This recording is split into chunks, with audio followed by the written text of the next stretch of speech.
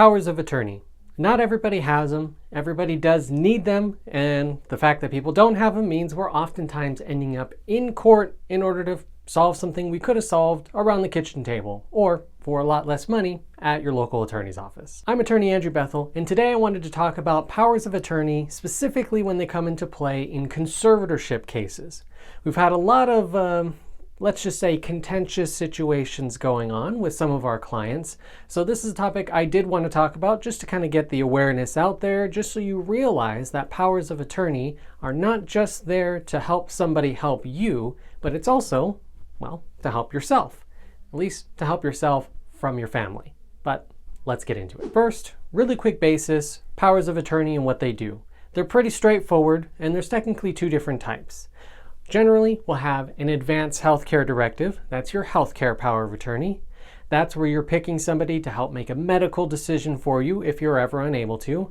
And it's what allows the doctors to share medical information with that person in the first place. Then we have your financial power of attorney, sometimes just called a general power of attorney.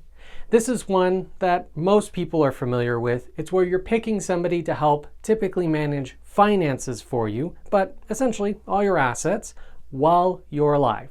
So your power of attorney for finances is where you pick your attorney in fact, is what they're called.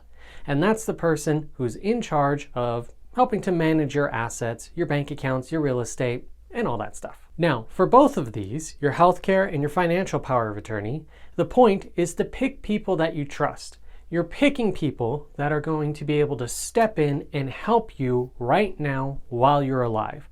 Sometimes we require that you be first found incapacitated before that person steps in, but the point is to pick somebody who can help out right now. But on that note, for whatever reason, not quite sure why, there's been a lot more contentious cases that have been cropping up. Not just in probates, not just in trust administrations, but even in just picking somebody to help mom and dad manage their stuff. And there's generally two different types of fight on that end. First, it's just picking somebody in the first place who's going to be in charge.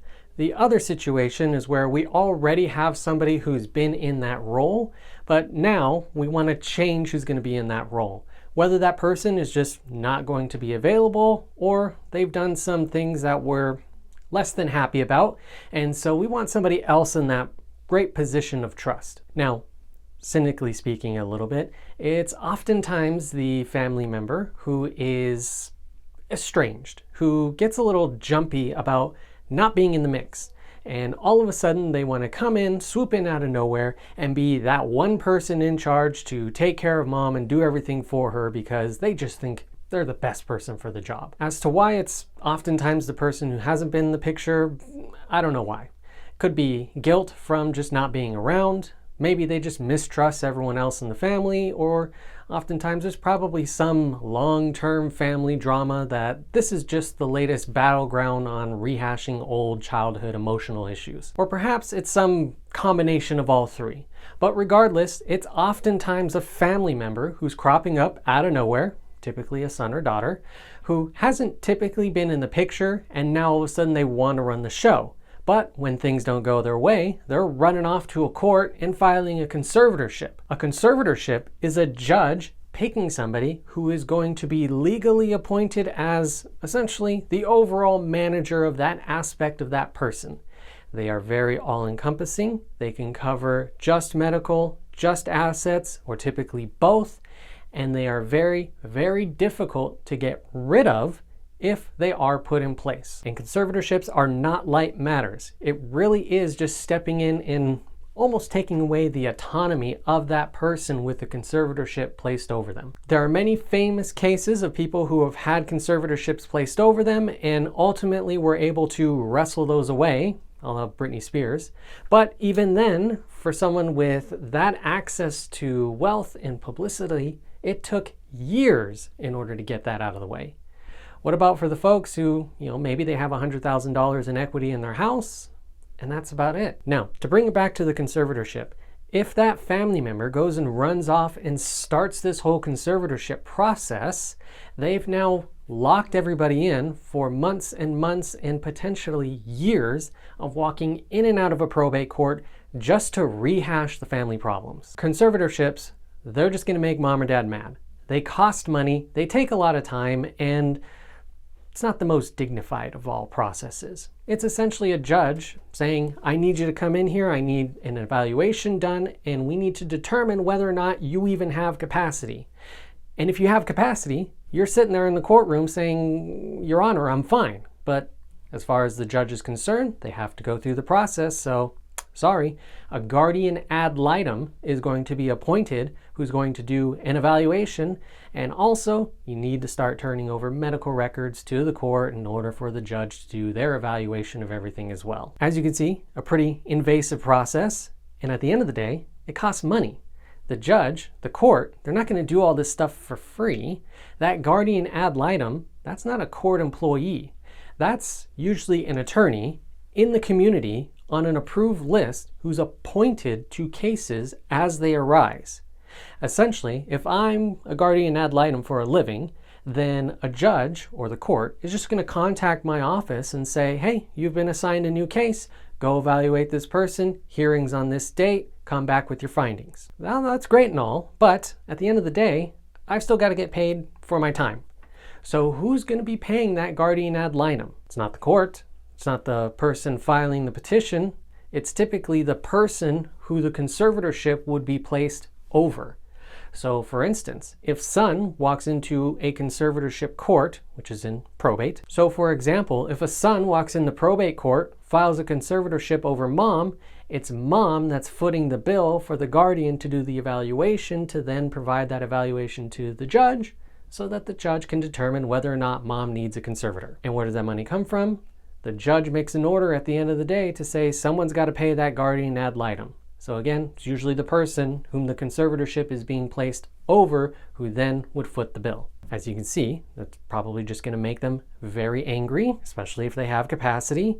One, we're taking up everybody's time. It's not a very dignified process at number two. And lastly, they're going to have to foot the bill in order to defend themselves and pay for the guardian to do the evaluation in the first place. But with that, I wanted to highlight some example cases that we've seen in our office. All of these instances, the person who's fighting off the conservatorship has powers of attorney in place. So those powers of attorney in each of these cases have helped that person.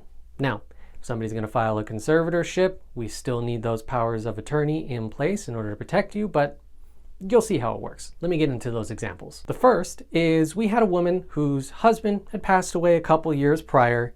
Her children, they all live far away, and so her brother is really the only family that's close by and can take care of her.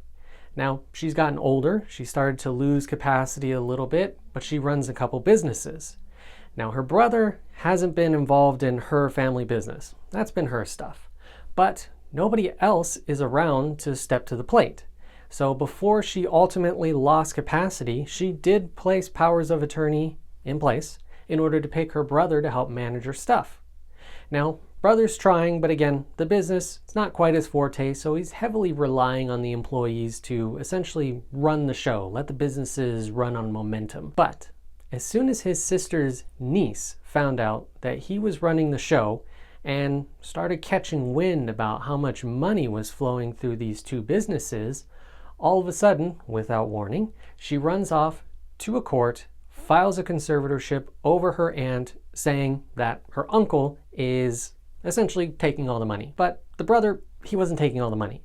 But now he's got to take those powers of attorney to the court in order to show the judge that, one, his sister did have capacity at some point in time, and two, when she did, she elected him to be the one running the show, not this niece who hasn't been in the picture and hasn't been involved in anything in many, many years. Of course, the person owning the business, she's lost capacity pretty much by this point, but it's her who's fronting the bills, which means those businesses are really fronting the bills in order to pay for somebody to pick who's in charge. Again, the judge wants to know who she picked. The judge went off the powers of attorney and ultimately kept the brother in charge. In this next one, though, we had powers of attorney in place, but then shifted who was going to be in charge.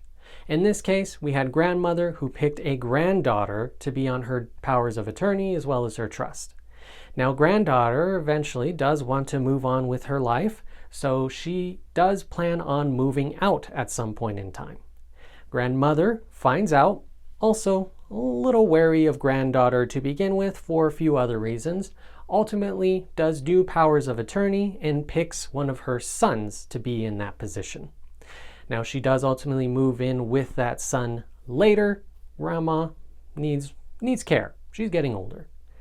But as soon as the granddaughter finds out that grandma signed new powers of attorney, what does she do? She starts accusing her uncle of stealing money, runs off to the probate court, files a conservatorship, and now her grandma has to fight the court just to say that she hasn't lost capacity, which she has not in one bit. She's actually kind of a spitfire, very nice lady. But the point is, granddaughter knew she was being booted out of the position of authority, then accuses the person who's going to step in of stealing, runs off to court, and starts this whole process. Now, all that is being slapped down because the guardian ad litem does an evaluation, finds that granddaughter has moved away at this point, so she's not a good fit to be in that position. But what happens? Granddaughter withdraws her petition, and her dad, grandmother's son, not the one she's living with, but a different one, steps in, takes up the torch, and tries to do a conservatorship on his front now. On that one, we're still in the middle of the whole process. Grandma's still fighting the conservatorship now of her son trying to gain conservatorship over her.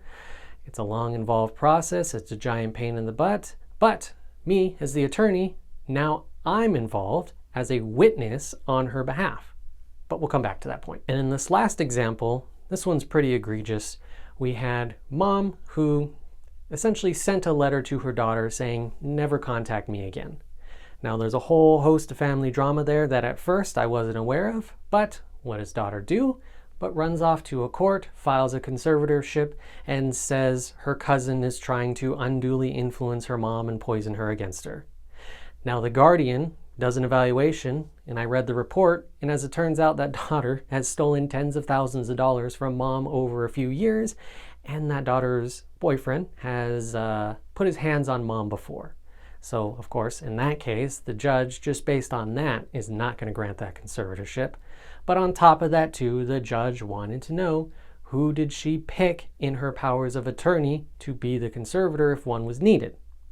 Now, in that case, conservatorship also not required. She still regains capacity, but the court wanted to know who was in that position first, and they were going to pick that person first. The guardian's report essentially just made it clear that one, conservatorship wasn't necessary, and two, daughter definitely was not the person for the job. Now, all this comes down to, at the end of the day, the powers of attorney are empowering somebody to operate on your behalf right now without court approval. If a conservatorship is started, the judge wants to know who you have listed in those documents because they're going to give wide deference to who you picked when you were competent. Going further, creating powers of attorney with a law firm like this one is also just an extra point in your favor because now you've got the law firm, or at the very least the attorney, to be able to advocate on your behalf, be a witness as to your intent, to say who did you want to have in that position of authority and why. That's one of those things that a lot of people kind of discount with law firms. They think, I'm just buying some special paper from that attorney, I can do it on my own, just run off to a notary.